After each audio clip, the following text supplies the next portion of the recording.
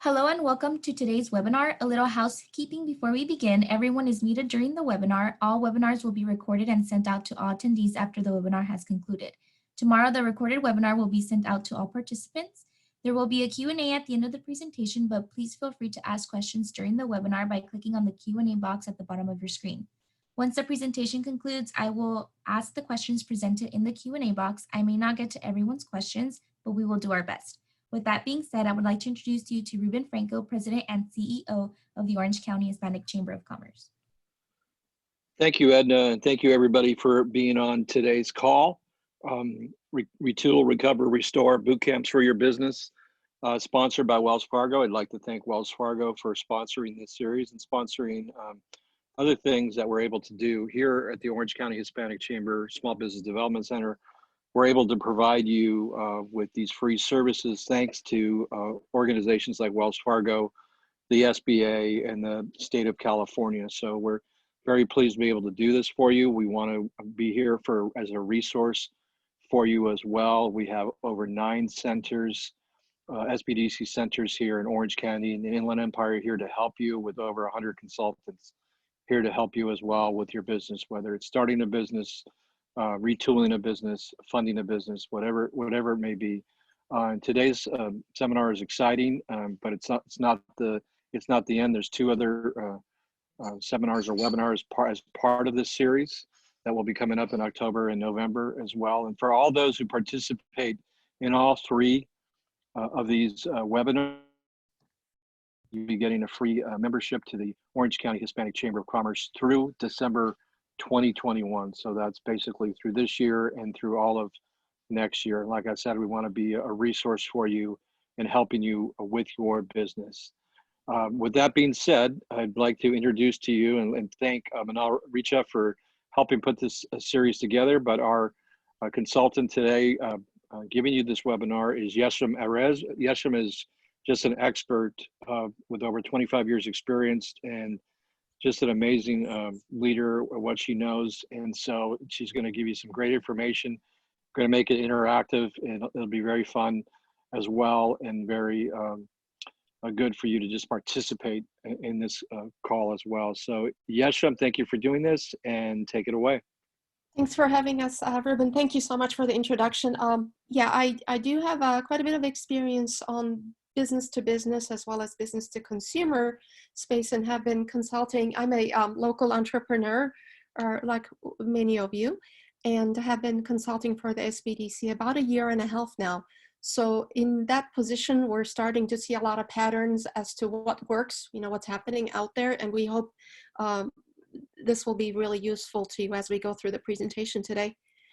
So here's what's on the agenda, we have enough time. So if I could ask a favor, I can't see you because I'm presenting the slides, but if you have any questions, can you ask through the presentation instead of waiting till the end? So let's make it more of a dialogue, and let's just talk through it. If you have areas where you need clarification. So we'll discuss what has changed. What are the patterns? You're reading some of this in the newspapers, but we're seeing it from the small business perspective. So let's share that with you. And what's happening with your customers? Some things are changing. And how can we find opportunities, that are created by this situation? It presents threats to us, but are there some opportunities as well?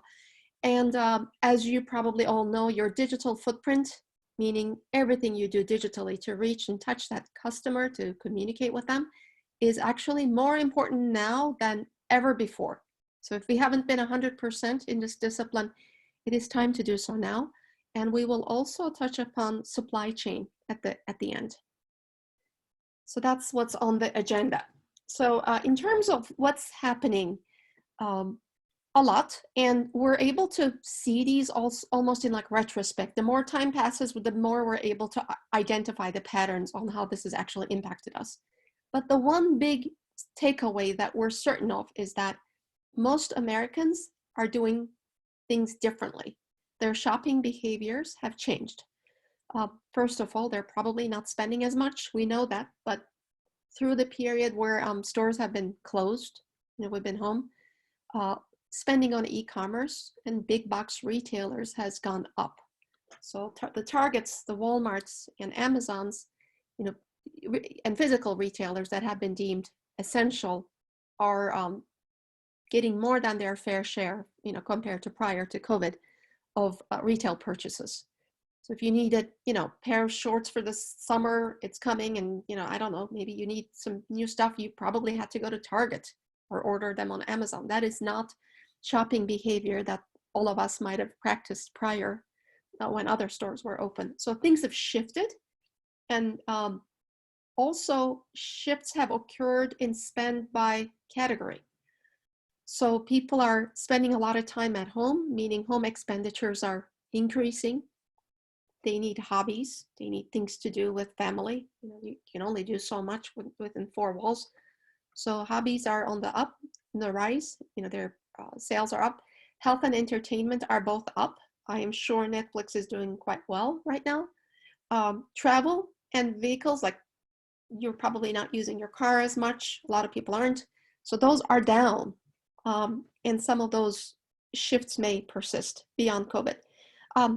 What this situation has created is we have loyalties, we have some simplifications. So when we need something, you know, we know where to go, we have existing patterns in place, but COVID has kind of shaken up all of those loyalties. So brand and retailer shopping is now impacted by safety. You may want to go online and check and see what a restaurant is doing to protect you before you show up. And also, you know, you've all seen the grocery shelves when there was a great deal of scarcity and closures. So people have had to go to alternatives on a lot of product. So this is what's shifting. We are sure about this piece, at least. So what is happening with your customers? So how does it translate to small business? For firstly, scarcity and safety have caused a brand switch. And there was a research by McKinsey, and they said that 75% of consumers have tried new places to buy. But more importantly, they said they're actually going to stick with some of these changes. They're like, oh, I discovered something new. I might do that again, regardless of COVID, you know, in the future. So home expenses have been increasing. You know, schooling from home has required creating new environments for workers and kids, setups, you know, with desks, etc. So furniture sales are actually, like, I was listening to a podcast with Wayfair, they're profitable for the first time ever because of this. Digital and e-commerce spend have increased. Companies are spending more money to market digitally and e-commerce. People are buying online, and financial insecurity, which is a big deal with unemployment on the rise, is shifting spend to what is perceived as good value and what's perceived as essentials. I'm not talking about items on sale. I'm not talking about cheap, just talking about things they may want to still invest in, even though they're worried about their income. So what does this mean for you as a business owner? So are there opportunities? Let's just think of this more as questions for you. Are there opportunities to adjust what you sell toward products that you feel meets the needs of the consumer, of your consumers today? So products that can be used at home. Personal care, which we know is up.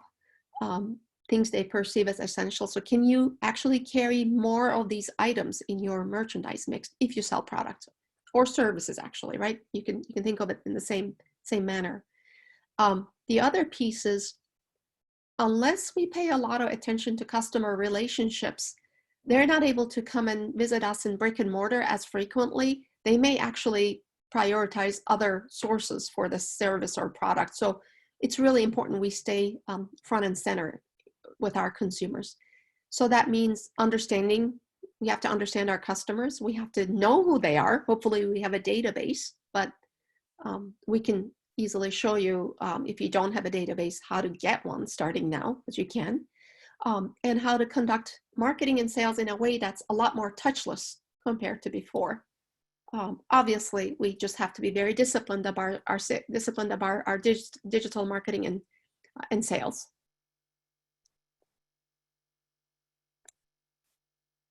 So please just stop me and ask questions, and you can unmute yourself if you have any questions.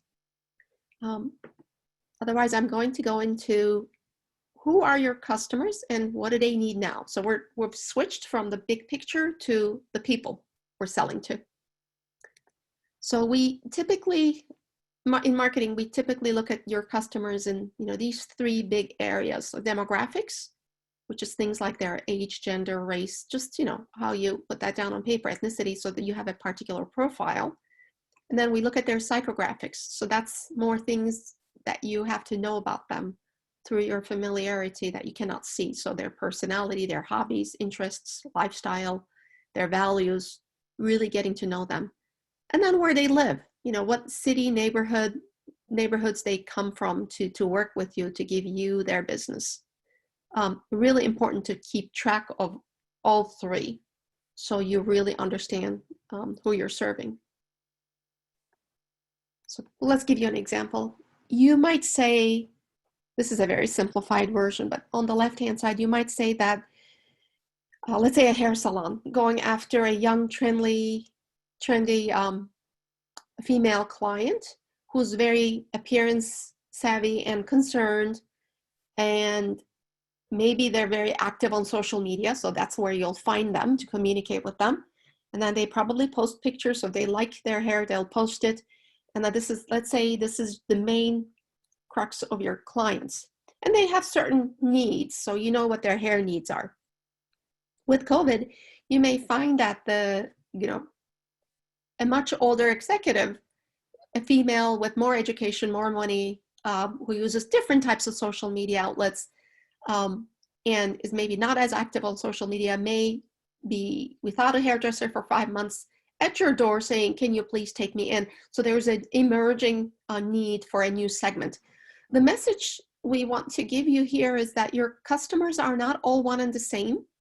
If we communicate with them as their 1C of sameness, like the left-hand side segment that we presented here, then you may miss some of the needs and some of the communication preferences that your other customers are looking for. So it's a good idea in your customer database to try to think about your segmentation, how many types of customers you have whose needs may vary, and to mark them. So you can actually communicate a little bit differently with each, not to create more work for you, but to ensure that your communication with them is going to result in higher levels of engagement. Hopefully that makes sense. Keep going. So how do we obtain consumer insights?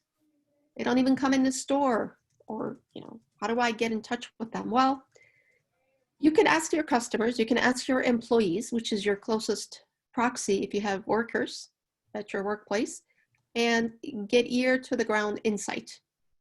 If you've got some very loyal customers, you can pick up the phone and say, hey, I just wanted to chat. What has changed? What's happening? Where are you spending? Are you happy with what you're getting?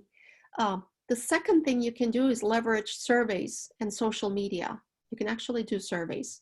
And then there's free survey tools like SurveyMonkey, which will allow you to ask questions and get responses. We might have a question, by the way. It's popping red. Yes, Annie was just saying that she has no audio. She wanted to ask a question. Okay, yeah. Maybe she can write it down and we can try to answer it. Thank you. Thanks, Edna. Yeah, no problem. A third way you can get a lot of consumer insight is by looking closely at your competitors. So go to Yelp, see where else they're spending money, who else has got a lot of reviews, good and bad, and see what's coming through as their strengths and weaknesses. And how do you answer to that?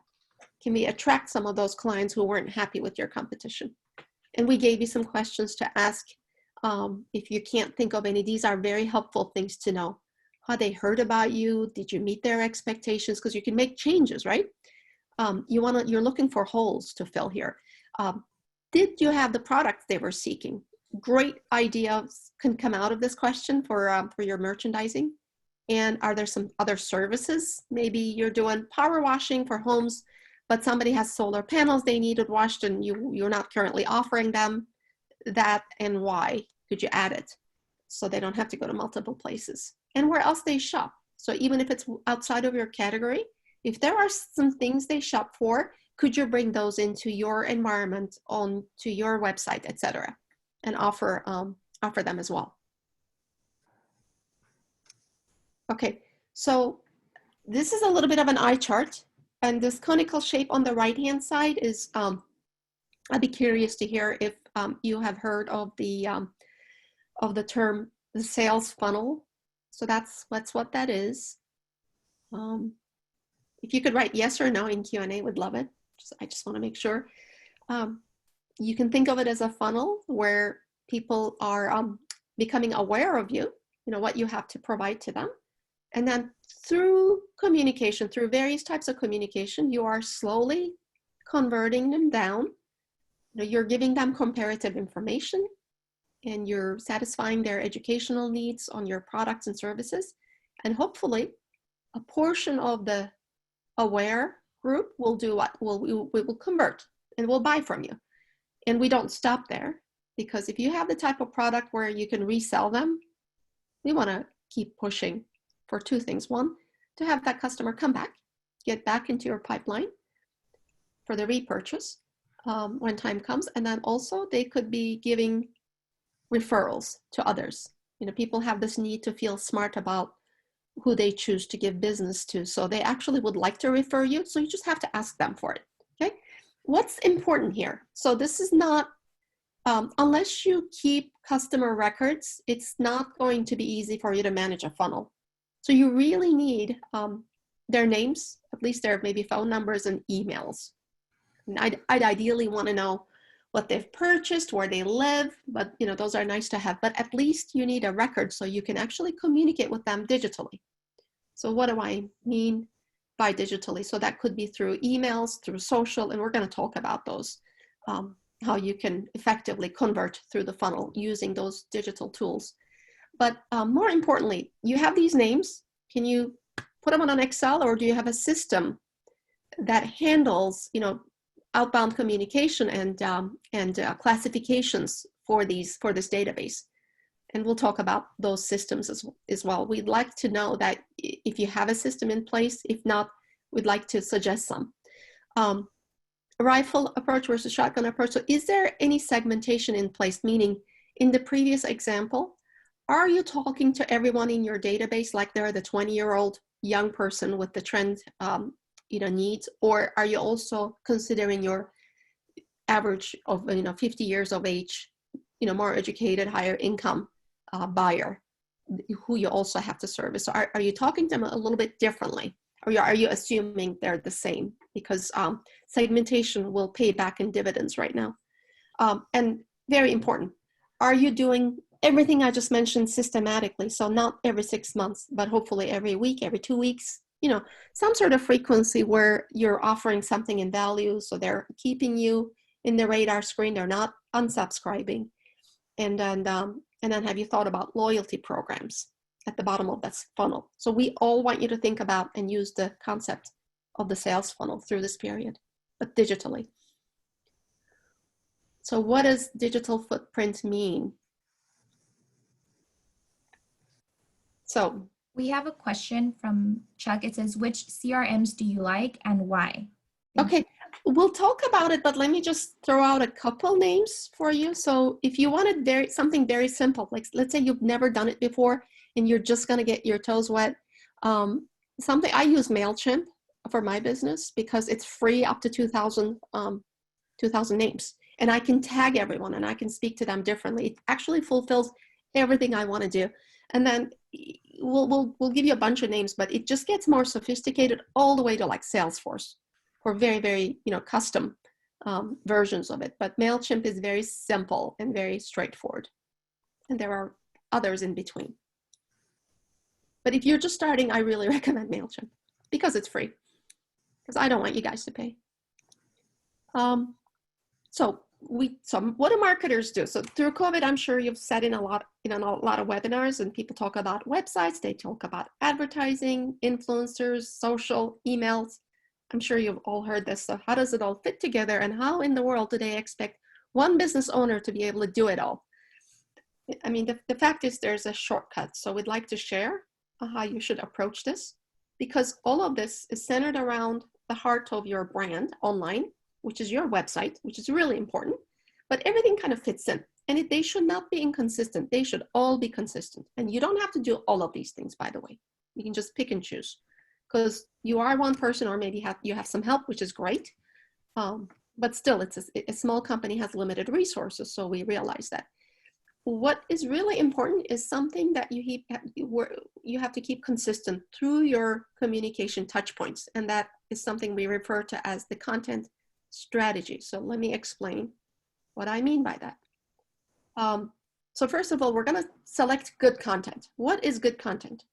So if you know your customer and you know how to engage them, you know them inside and out, what they like, where they are, if they're on Pinterest versus Instagram, or what they're wearing and eating, you're all set. You need to keep that in mind. You need to support them, support their safety need, maybe tell them what you're doing about COVID, how you're keeping them safe, and then next show them all the wonderful things that you have to offer right now, because they're looking for an escape to get out of home, or maybe they need to buy a service from you. They really need it to make their environment much more livable, or to fulfill a very important need they have. So knowing their needs is key. Offering them value in fulfilling those needs is key. But the next piece, please don't forget to focus on what makes you money. So when you go through your service or product portfolio, you're going to find that some things you do are more profitable than other things you do, right? When you look at your finances, please push products that are more profitable to you, that have an opportunity to sell right now. So you need to be strategic about what to be pushing right now through this phase. And also, like, work that funnel using all the tools I'm going to present to you. Systematically drive them down to buy. We're single-mindedly focused on that funnel. Okay, here is a calendar worksheet we would suggest you use to simplify. I suggested on here, like, maybe a topic for each month, right? I've done this with multiple companies, helping them until now. And either your business may have some seasonality, or you can come up with themes. It could be holidays, it could be Mother's Day, whatever fits your business. It is not that difficult to find, 6 or 12 months of topics. So you could actually do this more frequently, but I thought, as small businesses, once a month, a topic a month is a good place to start. So once you have a topic, here's what you can do. And this is going to streamline a lot of what you can do digitally. So you're saving a ton of time and using the best content you can. First of all, I'm going to go down midway on the sheet to your website. You need some, website traffic. Having a blog on your website is a great idea for that, because it'll help with your search engine optimization.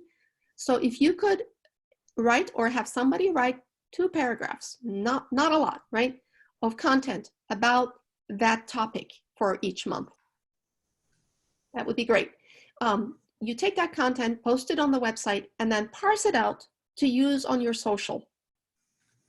Even if you're on 2-3 social media channels, that's great. You can use similar content, maybe different pictures, executed slightly differently, or even the same sometimes. So you haven't had to create new content, right? You just copy paste sentences. And that could be, for instance, like Facebook, Instagram, in this case, for this company, in the example. And then email marketing, you could literally take your blog, add your action items to come and spend with you, and then push it out through email marketing the same month. Just wait, one content, it's like a bowl of chili you keep reheating and serving, but they're getting value and they're getting consistent content from you. So this month is about, chemical hair treatments. I'm just making this up, whatever. You can also do website banners, and you can also train your personnel on the topic each month, so they know what we're about. So this really cuts down some work. So let's talk about the core of your brand online, and that is going to be your website. So I'm going to actually navigate to this website for you. real quick. And then share again.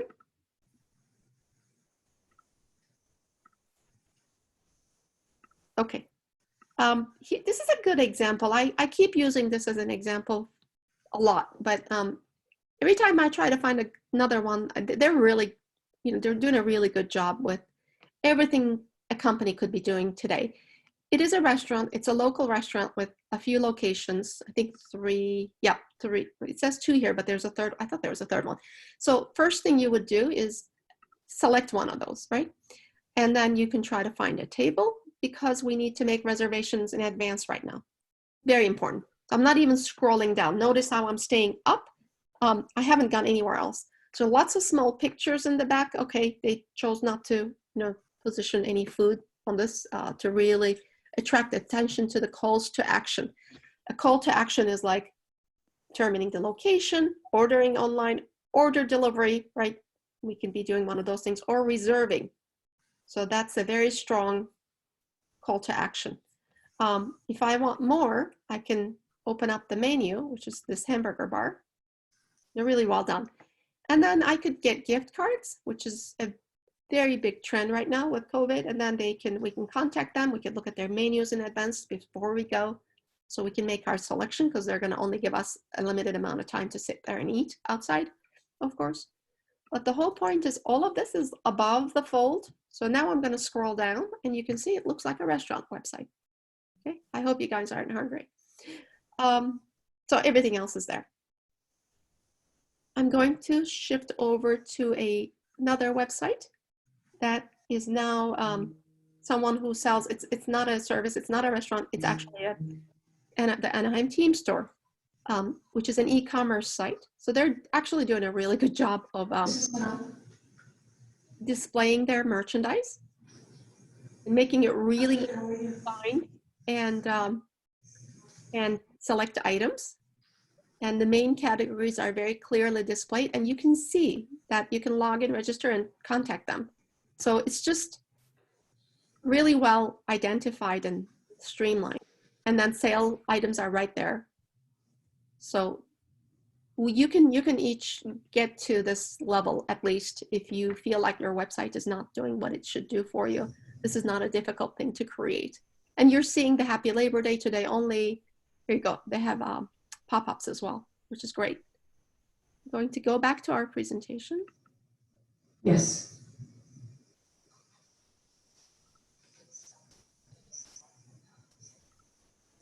No, it's a loan. It's not, okay, so it's a loan, it's not a grant. And the loan does come with a 3.75%, so which is a very cheap interest rate, but it's a loan, it's not a grant. And in the PPP, there are no guarantees that it will be a forgivable until you actually go through the forgiveness piece. So it is a loan with an interest rate. Sorry. Let's talk a little bit about email marketing. For 30 years, so you can spread it over a 30-year period for the monthly payment. And why do we want to do email marketing? It's economic, it's personal, and you get results, and it's the most direct way to target your customers. Okay. So I'm sorry I use Starbucks here, but they do a really good job. So I've been relying on their materials. So I do want to tell you a little bit about how to do this right. So I would love to know if you guys are doing email marketing actually. Is anybody doing email marketing right now consistently, like once a month or more frequently? You can just write in, Q&A if you can. We'd love to know. If you're not, great. You absolutely need this. I just sent one out last night. It takes about 15 minutes. And it probably takes more at first, but you can really get it down streamlined, and it's very expeditious, the tools we have out there. So you do need to use an interesting subject line. Unless you do that, people may not open up your message when they get it in their inbox, right? You do have to keep it short. We all have the attention span of maybe an ant or something these days. It's very, very limited. So if it's really long and you have like 3 paragraphs with no pictures, people will probably not want to read it, right? It has to be interesting. But before they open it, some people see the subject line, and some emails will show you the email preview text, like the beginning of the first sentence. So make sure you optimize that. Your CRM, like if you use MailChimp, will ask you, what do you want to preview? And you get to dictate that. So pick something that they will want to click on, right? There's really easy options to personalize the emails, meaning you can pick the person's first name, and like the system will automatically from your database pick their first name and address them by their first name. Statistically, that will have a higher rate of opens and reads, engagement. And I use the term above the fold with the website. What I meant by that is I didn't scroll down too much to get to all these important things we want the customer to do. Make it all up top, because oftentimes that's all they look at. They don't scroll down. Same with emails. Since you want them to spend money with you or to follow you, right? Or to pass it around to their friends, because if it's interesting enough, they'll do that too, which is exactly what we want. You want to put all the important stuff, like this 50% off, should be before I scroll down, right? So high up. I see a lot of local businesses, small businesses missing that and putting call to actions at the bottom, like a wonderful website with subscription at the very bottom. Bad idea. It has to be way up top, right after you caught their attention. So you do want to use your logo. It has to be branded. You do want to put your contact information. So people would love to work with you if you tell them how. And please do not purchase lists. That never works. I've tried it. I know many people who've tried it. But developing one organically or working with partners, other companies who are willing to cross-promote with you using their lists would work. And if you have bounces and rejects, you do have to clean your list regularly. So that's a little bit about email marketing. We have a question. It says, when is the best day and time to send emails to corporate clients, especially since people are working from home? Okay. Corporate, so I'm going to guess, I find this to be the case for my business as well. I try not to send anything over the weekend, especially through the summer. People tend to be out. So especially with corporate, they probably don't want to bring their work to their, home domain over the weekend. So I would look for like Tuesday, Wednesday, maybe. You do have to try it out. So what's beautiful about something like MailChimp, I use that because it's the simplest of the ones I mentioned, is once you've done a few emailers, like let's say you've sent your first one out on a Tuesday, second one out, next month on a Wednesday, and then go ahead and try Monday, you'll be able to see which one got a larger open rate and a click rate. And, because everybody's clients, everybody's industry is a little bit different. So you may have to play around with it. So you can even actually do one email and break it down into segments and send it out in like 3 parcels over 3 days and then compare it. That would be a great comparison, like very apples to apples. And then just see which one has a better open rate. I tried something last night where I sent something very late at night, hoping to be on top of the inbox after Labor Day. And it kind of didn't work as well as if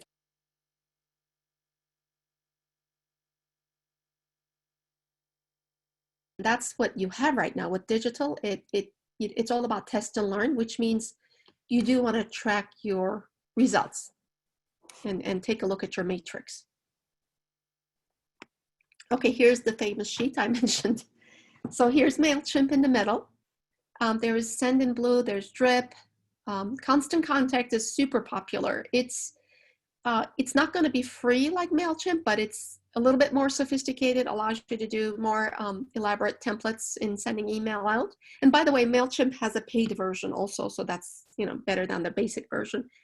But if you get into business-to-business marketing, or you're selling higher value items like RVs, cars, things like that, you probably want to use like a HubSpot or a Zoho, meaning you will, with MailChimp, you can tag your segments, but with a HubSpot, you can score a customer based on how likely they are to buy from you, based on their actions, meaning if they went in your email 5 times and clicked 3 times, they're very interested, right?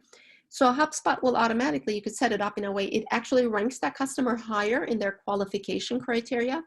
So when you or your salesperson comes and looks at the list of prospects, that person's going to be at the top. That's the person we're going to call first because they were really interacting with our digital information. Okay, and Zoho offers that too, and so does Salesforce. Okay, those are really good sales tools. But all of these are amazing depending on where you are with your business, and we can certainly help you identify one that's right for you. So the things we're going to pay attention to with emails. So how many emails were sent and delivered? So if there's a certain number that are not delivered, then something is wrong with the email address. So we need to look at that and clean our database. Were they opened? What percent were opened? So you're going to know, if 40% open rate is good, or do you need, can you get to like higher? And if you send out an email where you get 20% open rate afterwards, you're going to know that your preview text was probably not on par. It should have been improved, right? So you're going to know exactly what's wrong.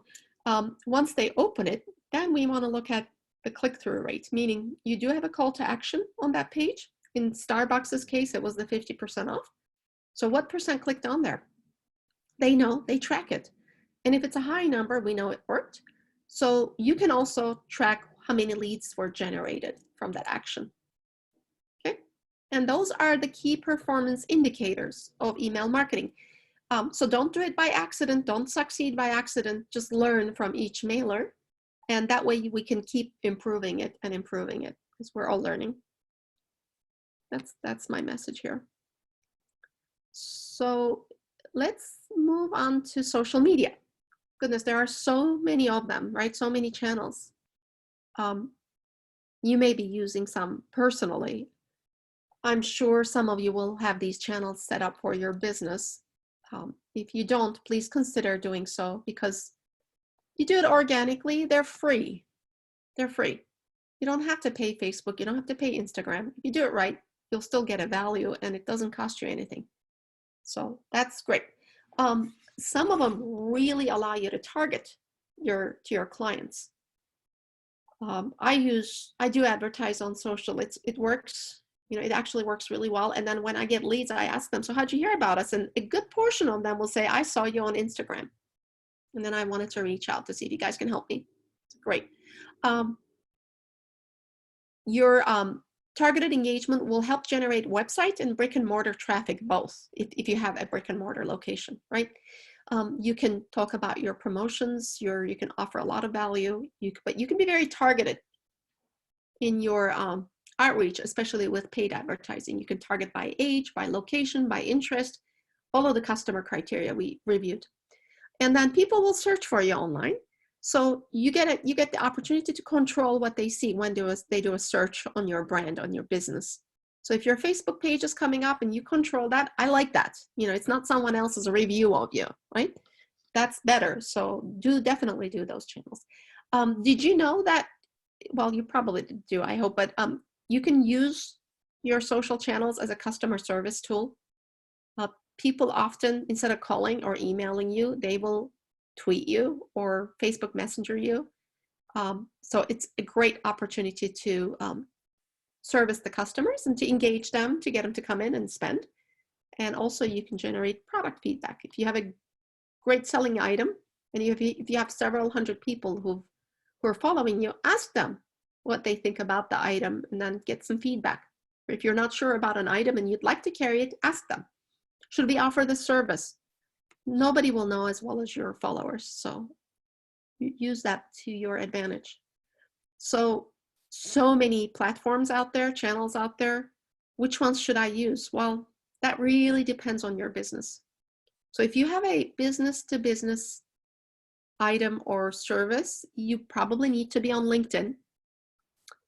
If you want to try to reach local influencers and get them to write about you or talk about you, Twitter is great for connecting, identifying and connecting with those people.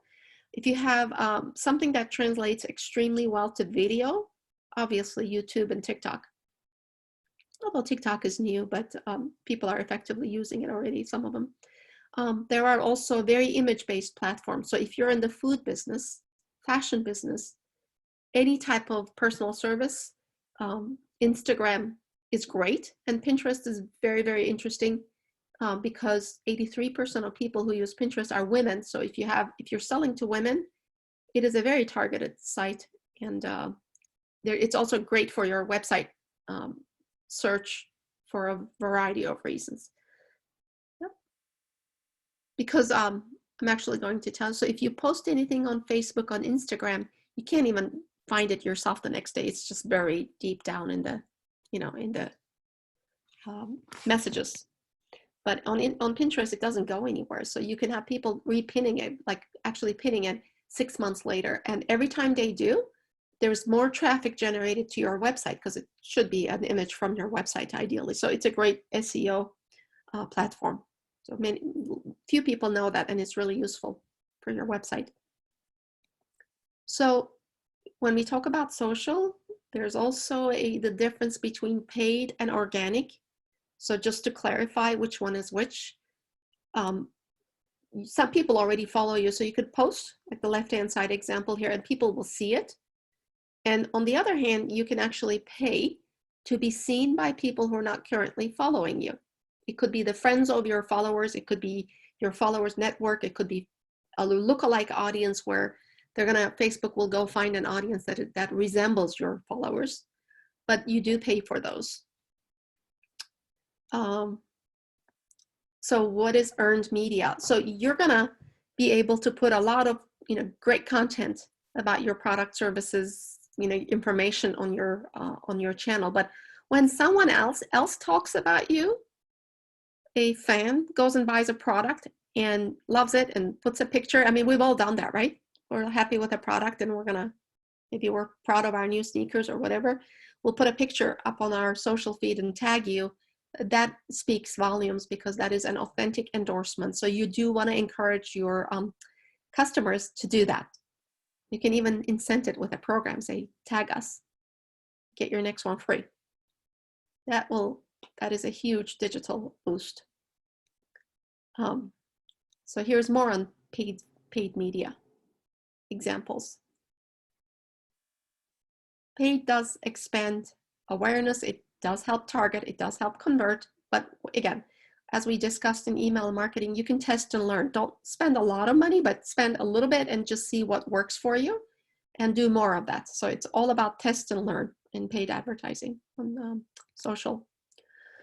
So we're going to track the size of your audience and your reach, right? The bigger your audience, the more opportunity you have, just like your funnel. And then we're going to track their engagement with you. Did you put a lot of cute cats and they decided to follow you because you have these cute pictures, but it says nothing about your product, so they're not engaged? That doesn't help you.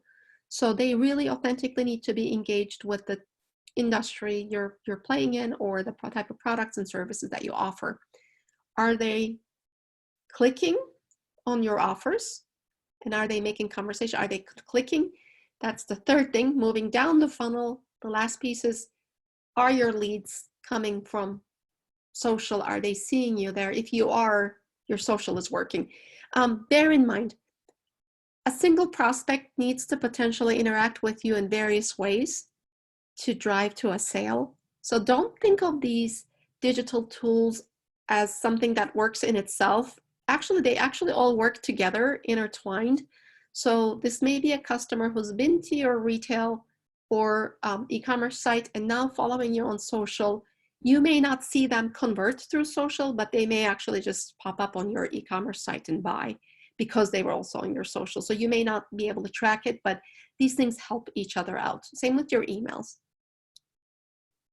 I mean, there was a research one time that a motorcycle company did, and they counted that each buyer, this is converted buyer, interacted with the company a minimum of 7 different ways before that purchase decision. Think of like a hair salon. People really need to read those reviews in a couple different places. Maybe ask their friends and ask in the neighborhood for a good referral before they know where they want to go. So this is all helping convert.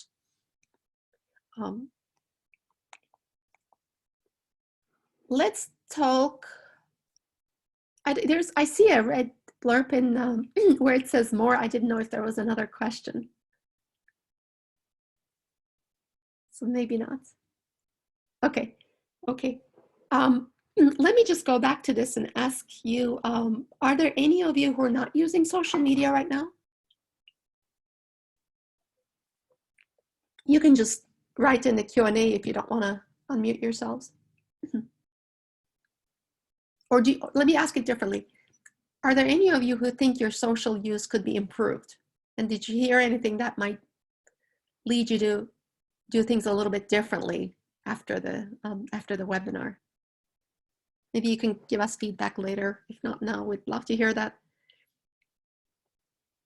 So who's heard of local online directories? Right. So this is a really important part of our digital footprint. So what are they? They're essentially going to be things like Google My Business. Yelp is a great one as well. This is how we find people we want to give our business to. So if you want to boost your online visibility, your search engine optimization, and instead of paying for a bunch of Google advertising, do things organically. After all, we're all small business, right? We want to do things rationally. Before we spend money, we want to maximize everything we could be doing organically. So, which is why local online directories make so much sense. Do this before you start spending. And then your reputation. A lot of businesses rely on those reviews. I mean, I know from myself, you know, if I want to pick out a new restaurant, I've never been there before. I will definitely look at the reviews. I don't even believe everything I read on Yelp, but I just look at the general sentiment and see how many reviews, you know, what's the average, and that helps directionally select. I know that I looked at the water sprinkler system broke, and I picked someone. They were excellent, and they were the best rated in the area. So reputation is really important. So I hope you have one. If not, we'd like to have you. We'd like to show you how to set one up. It's not difficult. So this is something I would encourage all of you to do, regardless of your business. You could have a home-based business, and you could still do these. So let's start with Yelp. It connects you with customers. It is where your clients are, right? So we're all using it, maybe not all of us, but most of us. And they're talking to you. So they're going to give you some reviews, and there'll be people who give not so positive reviews, but that's okay. We still have to be on there to tackle that head on, because without our presence, then things can go south. And if we're involved, we can actually control it. And Yelp does offer advertising. I've had mixed results with, I'll share with you openly, advertising on Yelp, but it could work for some of you. So what is Yelp offering? If you haven't checked them out in a while, they're actually impressive. And this has kind of evolved through COVID. You know, first they were allowing you even to make appointments and reservations and things like that. And now they're offering these virtual, they have a section for virtual service offerings. Like if you're a gym and everybody's got on Zoom, are they offering classes? And COVID updates. Specific area for COVID updates. You could click on and see what this restaurant or business is doing to some echo. So Yelp has actually done a really good job right now. Okay, let's talk about the other one. I'm going to go back actually for 1 second and just add a comment that if you're not set up on Yelp, or if you haven't claimed your business, I'm just going to add a couple pieces of information. Please do so. If you've never done it before, if you're setting it up, just put all your fresh content, everything you want to share, some pictures, some logos, you know, make it look nice and consistent and professional. They're going to start calling you instantly because you just opened up and claimed your business, and they're going to try to sell you. You don't have to buy anything.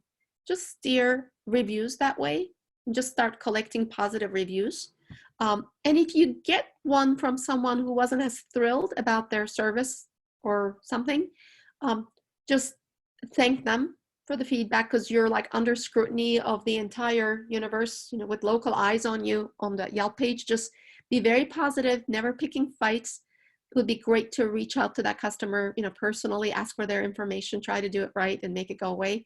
And then come back and put a message. Also use their name, and then come back and leave a message that indicates that the issue was resolved.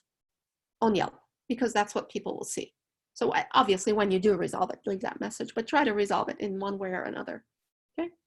So let's talk about Google, which is very different because it's not going to try to sell you ads, but this is a tool that enables you to manage how you appear online across Google. And as you know, Google is the foremost search engine. You know, that's really the giant compared to the other ones right now. So if you want to stand out, this is really helpful. So basically you go to Google My Business, you're offered a free business profile. So you can just log in with your Gmail address and start to create it. And they're gonna take all the information, you fill in, you know, your hours, your services, what categories, you know, add as many as you can. And then go back and they're gonna need to validate it, meaning you do have to add your address, and they're gonna send you a card that you scratch off when it arrives. And there's gonna be a code that you can input into your Google My Business page, which means you're now validated, meaning verified as being at that location.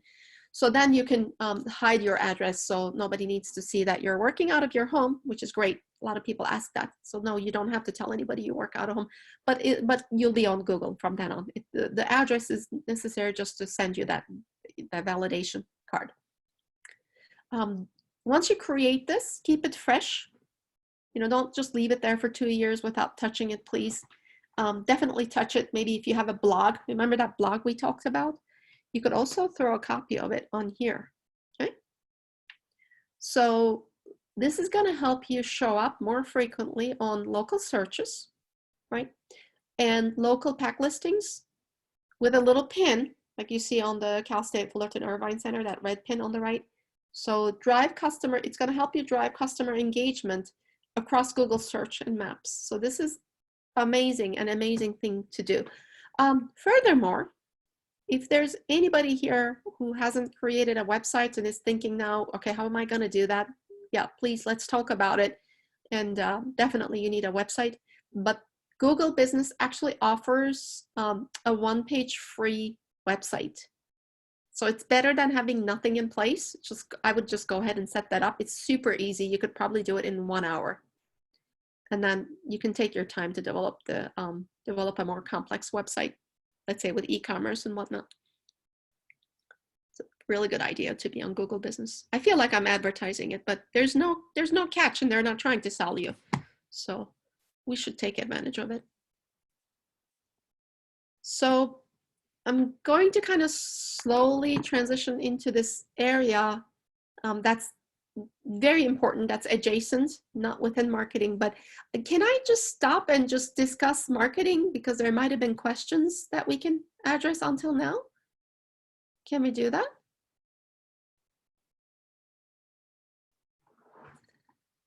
Any questions on social, for instance? Does anybody want to share with us like what channels, what platforms they're on right now and what's working for them? Hi, Yesen. This is Rose. Hi, Rose. Hi. Hey, thanks so much for providing this great insight. So we're on LinkedIn, Twitter, Facebook, but I think that we definitely need to leverage the other social media channels that you mentioned. I really want to increase engagement. And so thanks for all the tips. What business are you guys in? We are a subscription-based service. We provide data for commercial real estate. That's very good. How are you advertising on LinkedIn or just?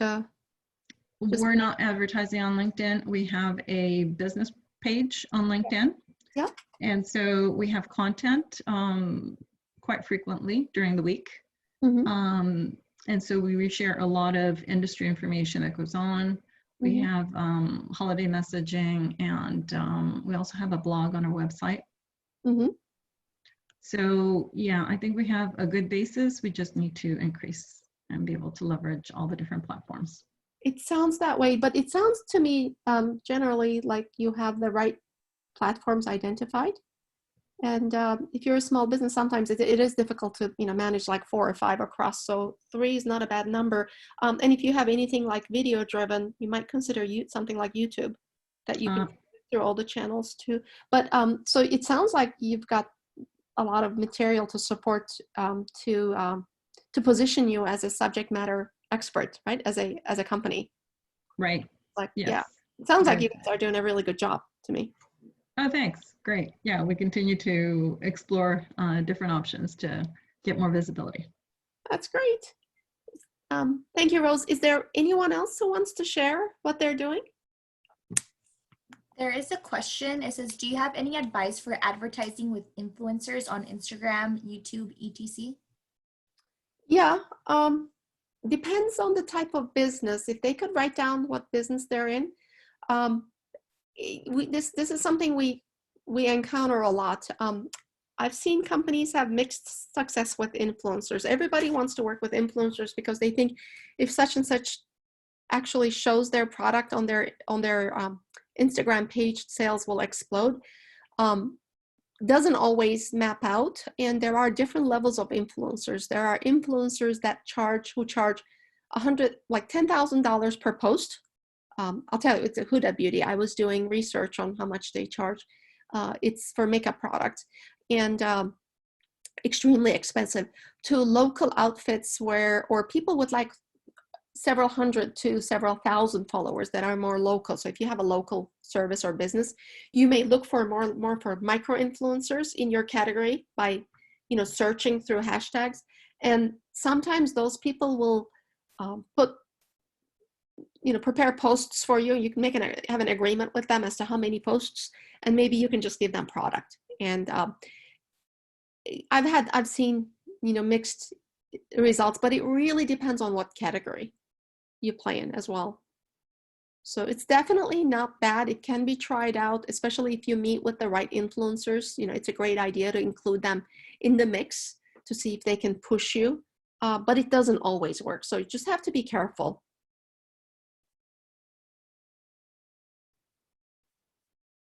So, okay. Let's get into a little bit about supply chain then.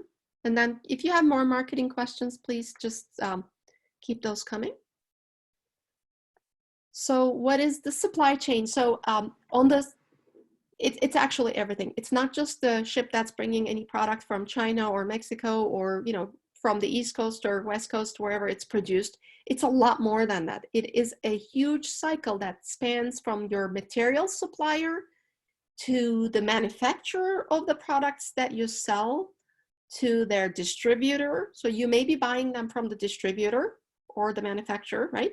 So starting all the way with raw materials to the material supplier, to manufacturer, to distributor, to the retail or service, I guess that has a supply chain as well, all the way into the hands of the consumer. That entire transition, that entire procession is actually the supply chain. So things have happened to it, both on the supply chain and supply side and the demand side, right, of your supply chain. Things have happened to it in the last 6 months. Things have really thrown off what is available for us to sell and fulfill and order. So what has happened? There's been, I was doing a lot of industry research on this, and they're literally calling it a supply shock around the world. You remember when you went to the grocery stores, how the stores' shelves were empty because people essentially bought out a lot higher than regular demand of certain items, cleaners, sanitizers, even toilet paper. So that has somewhat normalized, but obviously the supply chain was not expecting that draw. So we had real issues with inventory levels for a long time, a long time, unnecessarily. But then exports from China declined, of course, and then lead times became a lot longer. And then obviously a lot of people are sick with COVID and they're afraid of COVID. And even here in the United States, right, we have reduced manufacturing capacity. And there's emerged a great deal of preference for local sourcing. When people are business owners are faced with uncertainty, if they've been selling products arriving from China, they may really worry about it and look for some locally sourced options so they're not completely out of stock. And that's, we've seen that happening. Restaurants, you know, it's interesting, a lot of them have adjusted their menus. They're not offering as much variety anymore. They've all amended it and they're using same ingredients multiple ways. Well, maybe you're realizing that, you're noticing that too. More importantly, you know, we've had issues with being able to pay workers, and hiring is now looking like it's delayed at this point. I was taking a look at the US imports of selected products. So this is really this year versus last year as of February when things started falling, but take a look at how much down our imports were. Even at the beginning of the COVID period, it was 15%. It probably got even higher after that, but this was the latest change in imports data I could find by category to show you. So, so it really impacted our supply chains and the products that you have to sell. So what are we supposed to do? Do we just let it happen and not control it? You know, absolutely not. You know, the health of our business relies on it, on actions we take. So we have to go back to evaluate our supply chain design to understand our vulnerabilities. Here's what I mean. I'm going to go to the chart from 2 pages ago. Literally, like, map out. Screen did not change, sorry. It's lagged. Just literally map out where the distributor that shipped you that product. Ask them, which manufacturers did this product come from? Where are they located? Look at their websites. See if they're around. Are they working?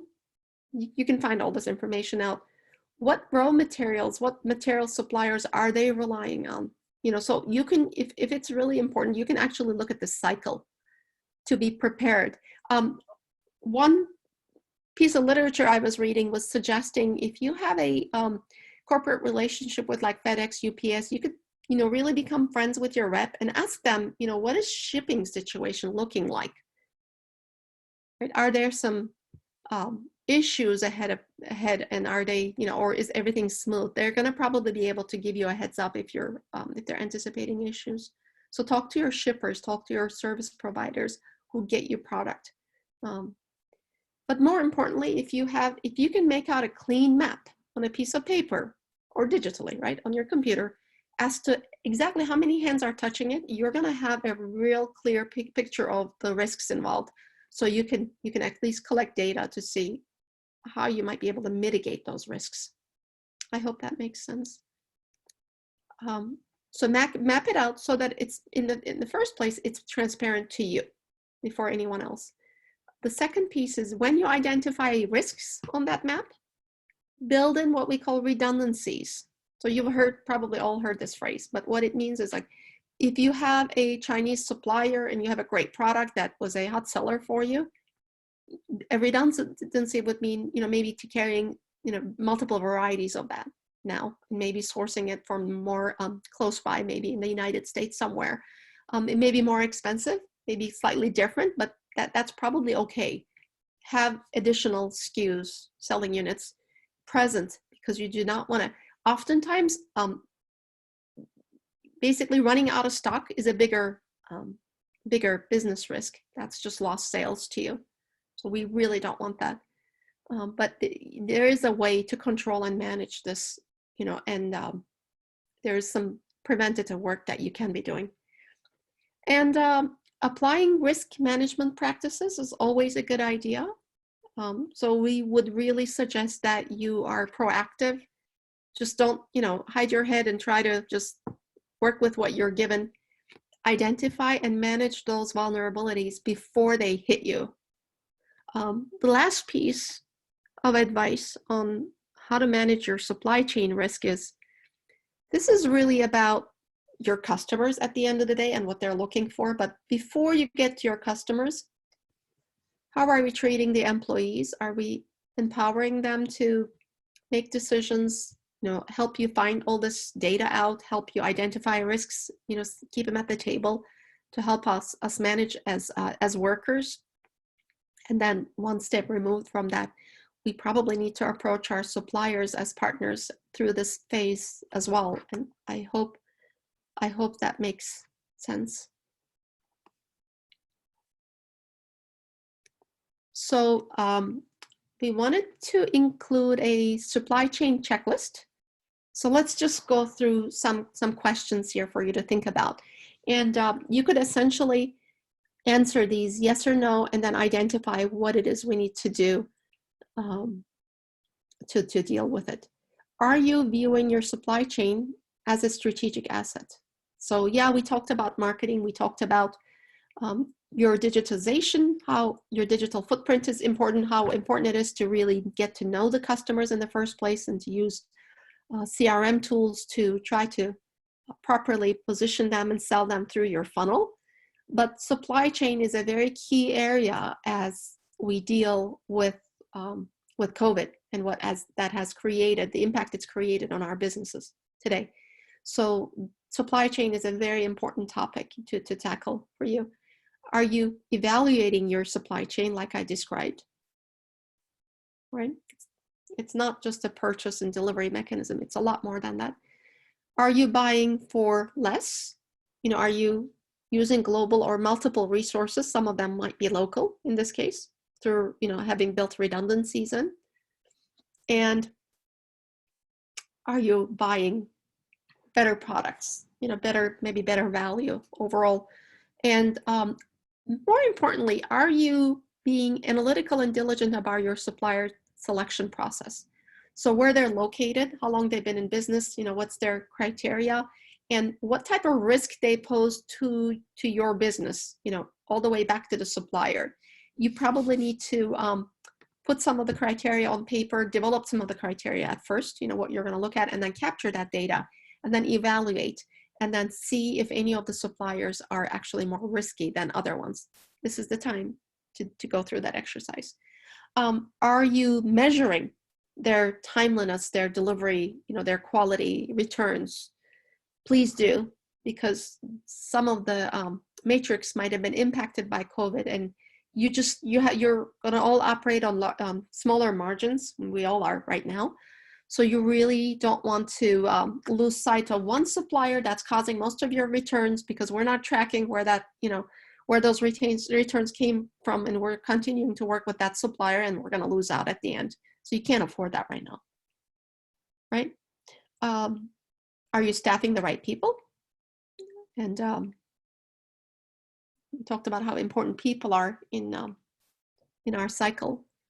And then, are you generally satisfied with your product availability, or are you constantly out of stock because they're late? And then, what type of lead times are they telling you, right? So if you have redundancies, you have 4 suppliers producing a similar product. One is taking 3 months, the other is taking 45 days, and one is delivering within 2 weeks. I mean, that's really important to your agility as a business and your cash management.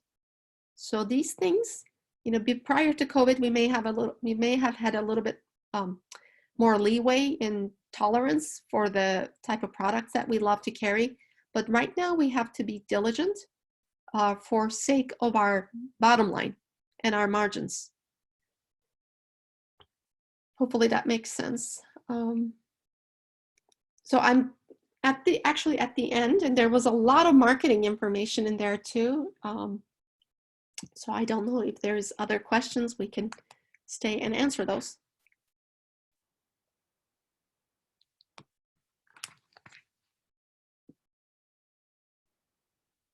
You can also write it in Q&A if you have any.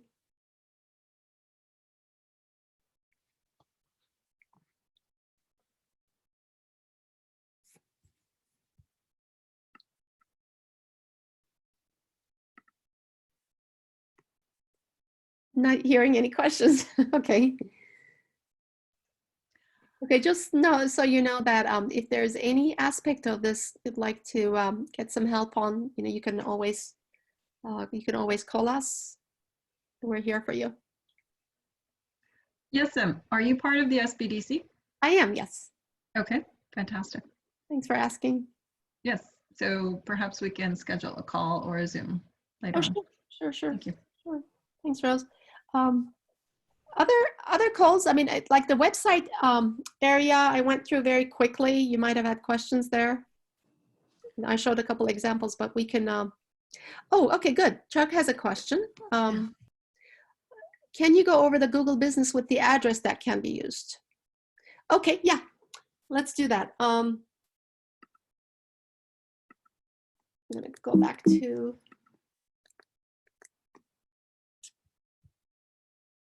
okay, I think I got out of the shared screen, but let's do that. I'm gonna go back to the Google page. So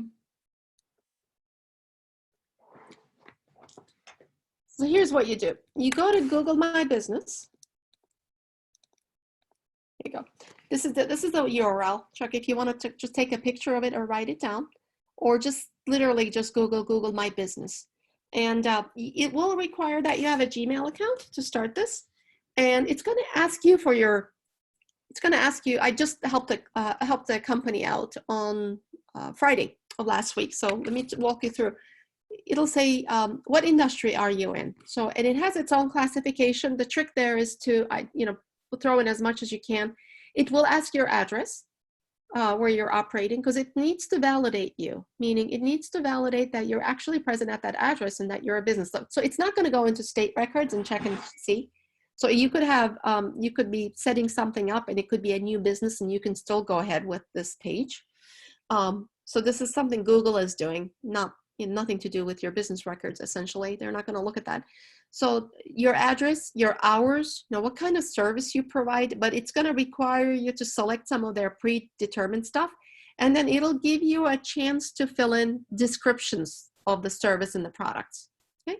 You can also put in images in your logo, et cetera, et cetera. So it's very robust. And you can choose to actually conceal that address afterwards. So, but what's going to happen is when you set up your business account, Google says, okay, thank you, we got it. Now wait for your verification. You're going to receive something in the mail. In about 5 to 10 business days, you get a card. And there's a place to scratch on there. And when you do, I think it's like a 5 or 6 digit code.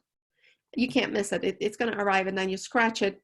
And then go back to your Google My Business page, which you created, and you have a password to get into, right? Because you created it.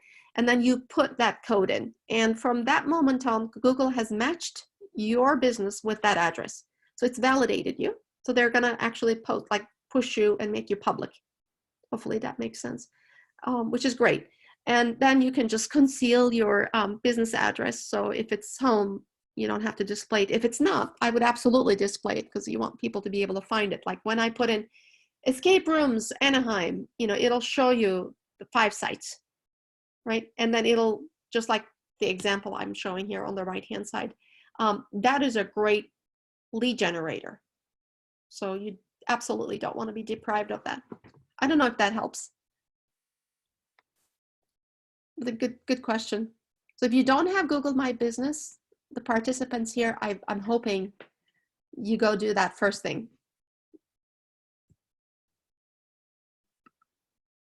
Okay, perfect. Thanks, Chuck. Any other thoughts, questions?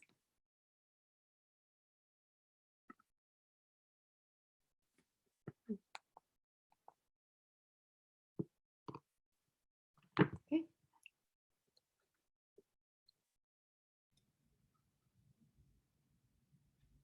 So we may not have any more, it seems like.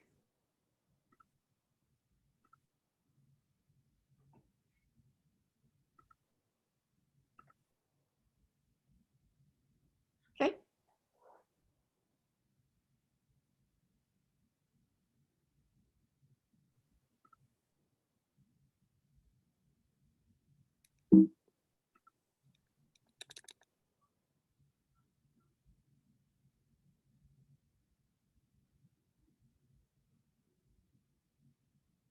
So with that, we could probably conclude that if there's nothing else. Yeah. Mm-hmm. Okay. Thank you. Thanks, everybody. Thank you.